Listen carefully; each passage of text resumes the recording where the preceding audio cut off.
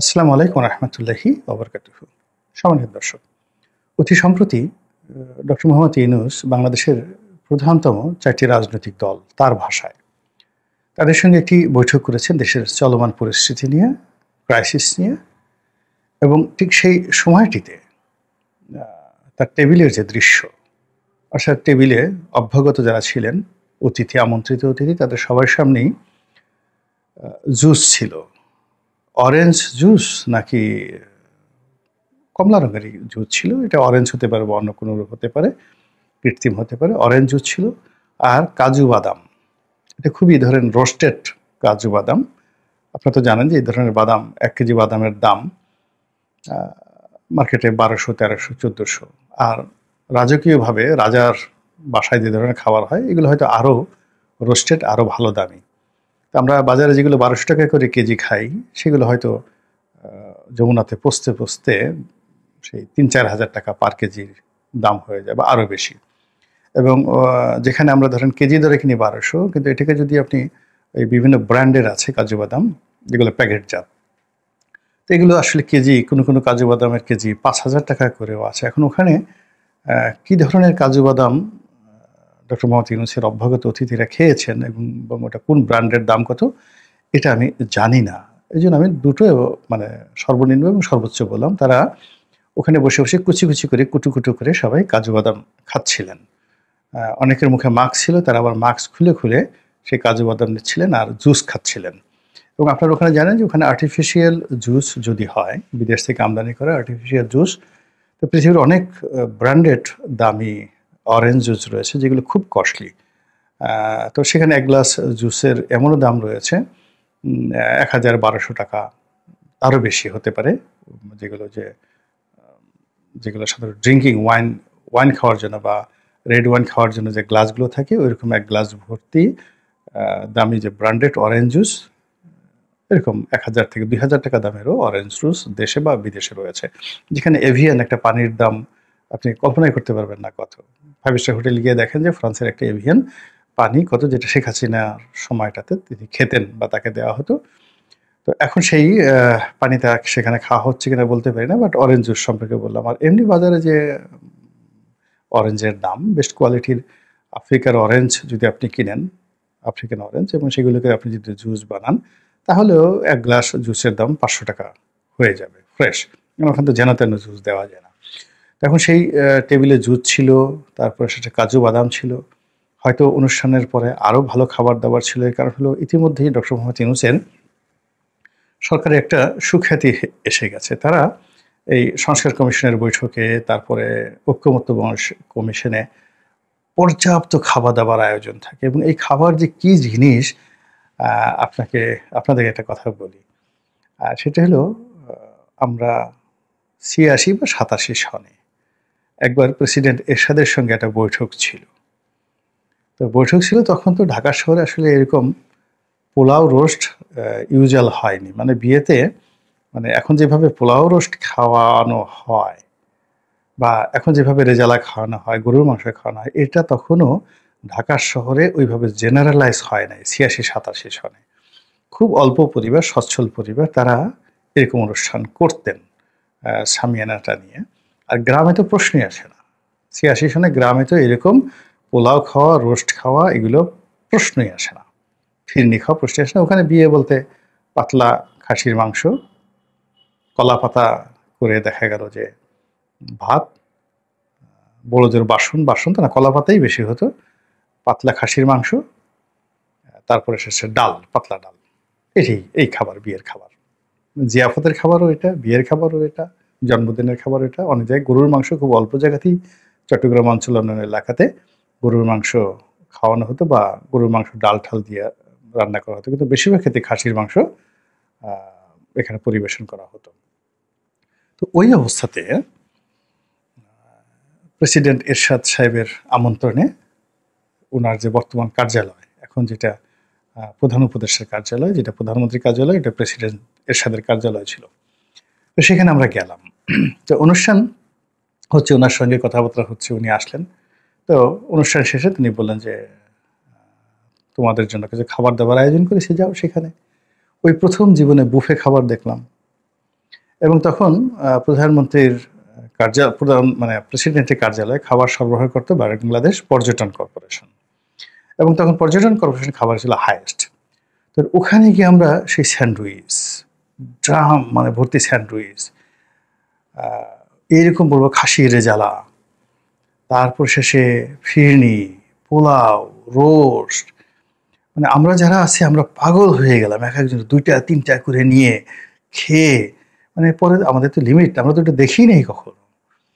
তো ওরকম খাবার মানে বেশিরভাগ লোকই যা খাবে তার সে 3-4 গুণ নিল, নিয়ে পরে সেটা ফেলে দিতে হলো।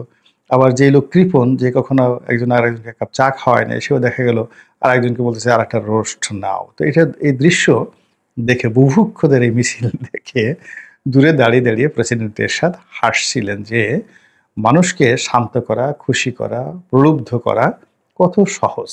সামান্য কিছু খাবার সামনে ফেলে দিলে মানুষের মধ্যে আর অন্য প্রাণীদের মধ্যে যে বেশি পার্থক্য থাকে না। 1986 সনে যেভাবে এরশাদ সাহেব বুঝিয়েছিলেন আমাদের মাধ্যমে, যে এটা তিনি টেস্ট করেছিলেন, এটা এই 2025 সনে এসে আমাদের meticulous designer doctor Mohammad Yunus তিনি খুব ভালো করে এটা অনুধাবন করেছেন, এবং ফলে সব জায়গাতে খাবার দাবারের আয়োজন হয়। ফলে অনেকে অভিনয় করেন, অভিমান করেন খাবো না, কিন্তু ঠিক খেয়ে ফেলেন। ওই যেমন ডক্টর কামাল হোসেন 2018 সনে লোকজন নিয়ে যখন গণভবনে গেলেন, তখন ব্যারিস্টার মওদুদ থেকে শুরু করে অনেকেই খুব অভিনয় করেছিলেন, চেষ্টা করেছিলেন যে না খাবো না, কিন্তু শেখ হাসিনা তাদেরকে খাওয়াই ছেড়েছেন। সেখানে তিনি আয়োজন করেছেন, তার জন্য চিজ কেক এনেছেন, ডক্টর কামাল পছন্দ করেন র্যাডিসনের চিজ কেক, সেটি এনেছেন, এবং এগুলো পরবর্তী দিন যখন পেপার পত্রিকা এসলো সি রব পড়ে গেল। তো এইভাবে এখন গত 11 মাস ধরে সেখানে যে খাওয়া দাওয়া হচ্ছে, সেই খাওয়া দাওয়া নিয়ে টুকটাক 2-1 কথাবার্তা বলছে, কিন্তু এইবার প্রথম এই কাজু বাদাম খাওয়া, জুস খাওয়া নিয়ে রীতিমতো ট্রল হচ্ছে। এখন সবচেয়ে বড় ব্যাপার হলো, এর চাইতে বড় সমস্যা হলো যে সেখানে ডক্টর মোহাম্মদ ইউনূস প্রাণ খুলে হেসে হেসে কি যেন বলেছেন। মানে সেই হাসির মধ্যে কাষ্ঠ হাসি নয়, কৃত্রিম হাসি নয়, এটা ছিল একটা প্রাণবন্ত হাসি। এখন হাসিটা তিনি এমন একটা সময় দিয়েছেন যখন সারা দেশ শোকে স্তব্ধ, এবং এখন পর্যন্ত আমরা শোকগ্রস্ত। এর কারণ হলো মাইলস্টোন স্কুল অ্যান্ড কলেজের যে ছোট্ট শিশুরা যেভাবে আহত হয়েছেন, অগ্নিদগ্ধ হয়েছেন, যেভাবে নিহত হয়েছেন, এই ঘটনা বাংলাদেশে কখনো ঘটেনি। এবং সেই দৃশ্য দেখার পরে মন ভার করেনি এমন কোনো মানুষ নেই। অটোমেটিক বাংলাদেশে সবাই শোকগ্রস্ত হয়ে গেছে।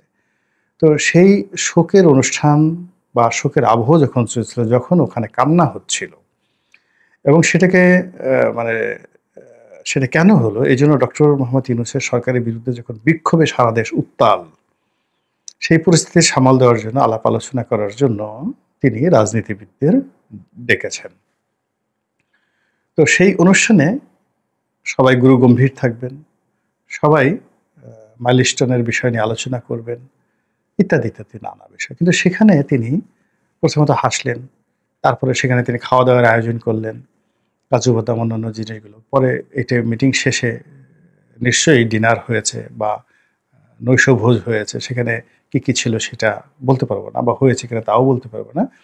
তো এখন সবাই আলোচনা করে সবাই বলছে যে এরকম একটা সুখবহ পরিবেশে, যেখানে তিনি রাজনীতিবিদদেরকে বলবেন যে চলেন, আমাকে নিয়ে চলেন, আমি আপনাদেরকে নিয়ে যাব, আমার একা যেতে ভয় করে। এর কারণ হলো যে আমার 2 উপদেষ্টা সেখানে গেছে, তাদেরকে 9 ঘন্টা আটকায় রাখে, আর আমার প্রেস সেক্রেটারিকে 9 ঘন্টা আটকে রেখেছে। কিন্তু আমি অনুভব করছি আমার যাওয়া দরকার, কিন্তু আমি সাহস পাচ্ছি না। আমি চাচ্ছি যে সমস্ত রাজনৈতিক নেতৃবৃন্দ আপনারা যদি আমার সঙ্গে যান, দেন আই ফিল কমফোর্ট, আমি সেখানে যেতে চাচ্ছি, আমি স্বচক্ষে দেখতে চাচ্ছি। তো এই হবে ওনার প্রথম প্রস্তাব, যেটা আমরা আশা করেছিলাম। কিন্তু সেটা না করে তিনি সেখানে ফ্যাসিবাদের আগমন, তারপরে কিভাবে পরিস্থিতি সামাল দেওয়া যায়, আপনাদের সাহায্য দরকার, আপনারা কি আমার সঙ্গে আছেন, এই ধরনের কথাবার্তা, খাওয়া দাওয়া, এটা আসলে আমাদের এই সমাজ মেনে নিতে পারছে না। সবাই নিষ্ঠুরভাবে ডক্টর মোহাম্মদ ইউনূসের বিবেক নিয়ে প্রশ্ন তুলছে, সবাই খুব নিষ্ঠুরভাবে তার সমালোচনা করছে, সবাই বলার চেষ্টা করছে এটা কি ধরনের মানবতা, এটা কি ধরনের নোবেল লরিয়েট, এটা কি ধরনের শান্তির দূত যে সারা দেশ যখন আগুনে জ্বলছে, ওই আগুন তো মাইলস্টোনে লাগেনি, 18 কোটি মানুষের হৃদয়ে আগুন লেগেছে, 18 কোটি মানুষের মস্তিষ্ককে তছনছ করে ছেড়ে দিয়েছে। ওই মাইলস্টোনে বিমান পড়েনি, বিমান পুরো বাংলাদেশের উপর পড়েছে, ওটা অ্যাটম বোমার চাইতেও ভয়াবহ। এরকম যখন একটা অবস্থা, তখন একটা মানুষ হাসেন কি করে?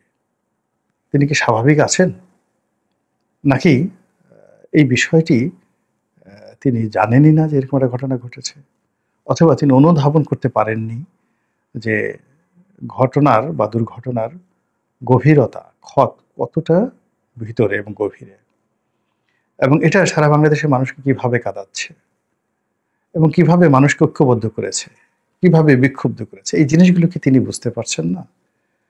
আর তিনি যদি সেটা বুঝতে না পারেন, তাহলে তিনি কিভাবে ইলেকশন করবেন, কিভাবে তিনি সরকার পরিচালনা করবেন?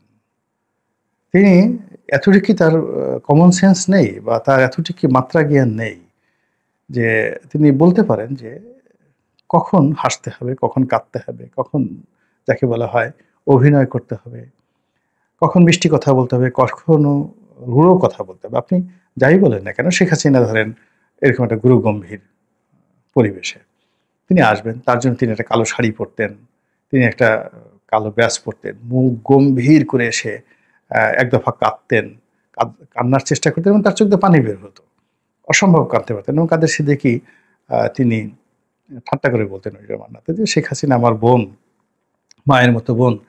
তিনি একটা রুমের মধ্যে খিলখিল করে হেসে 1 সেকেন্ড পরে সেই রুম থেকে বের হয়ে হাউমাউ করে কাঁদতে পারেন, হাউমাউ করে কেঁদে চোখের পানি ফেলে আবার অন্য রুমে গিয়ে তিনি খিলখিল করে হাসতে পারেন। এই অসাধারণ গুণ বিধাতা তাকে দিয়েছে, ঠাট্টা করে তিনি বলেছিলেন।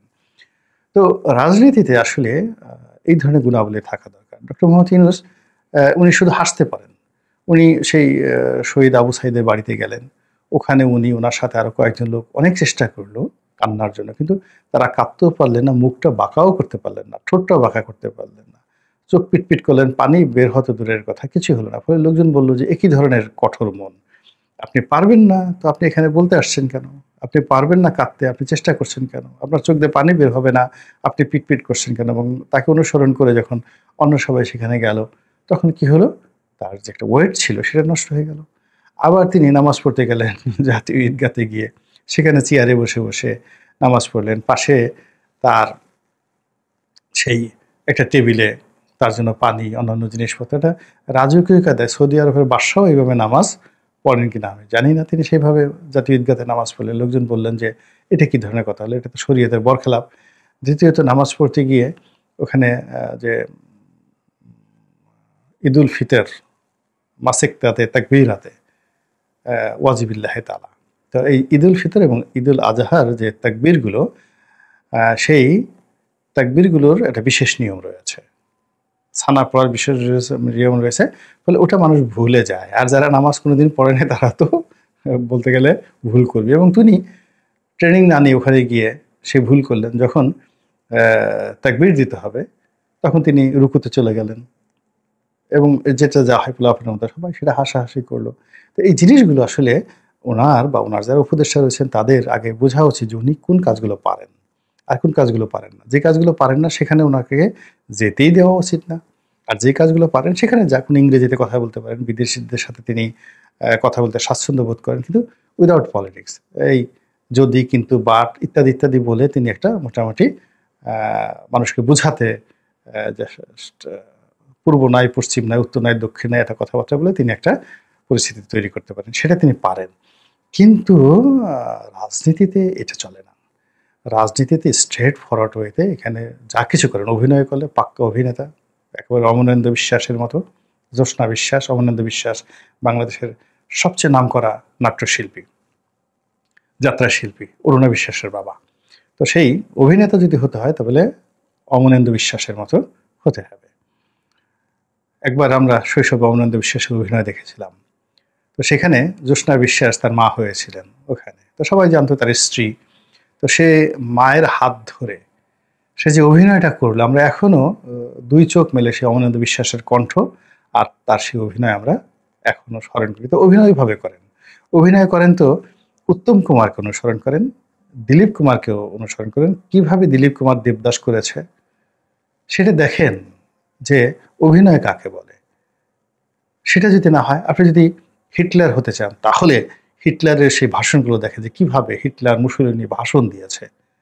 আবার যদি আপনি মহামানব হতে চান, ভালো যাকে বলা হয় এ যুগের, আপনি জন এফ কেনেডিকে দেখেন, জোরে কথা না বলে মিসকি মুসকি হেসে অসাধারণ যে বক্তব্য দিয়েছেন। পৃথিবীতে সর্বকালের সেরা রাজনীতিবিদদের মধ্যে আপনি জন এফ কেনেডি এবং রোনাল্ড রিগান, যারা জীবনের সবচেয়ে কঠিন সিদ্ধান্তগুলো নিয়েছেন ধীর স্থিরভাবে করেন, যেটা করেন পারফেক্টলি করেন, কিন্তু একটার সাথে আরেকটা মিলিয়ে, জুসের সাথে কাজু বাদাম মিলিয়ে, কাজু বাদামের সাথে হাসি মিলিয়ে এই যা কিছু করছেন তা মূলত প্রশাসন যন্ত্র, রাষ্ট্রযন্ত্র, রাজনীতি সবকিছু তছনছ করে দিচ্ছে।